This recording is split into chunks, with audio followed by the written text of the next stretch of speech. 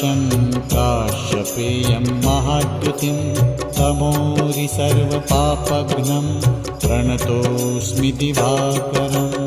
ॐ ह्रां ह्रीं ह्रौं स्वः सूर्याय नमः।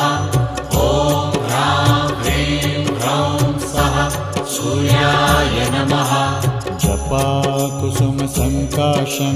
काश्यपेयं महाद्युतिं तमोरि सर्वपापघ्नं प्रणतोऽस्मि दिवाकरम्।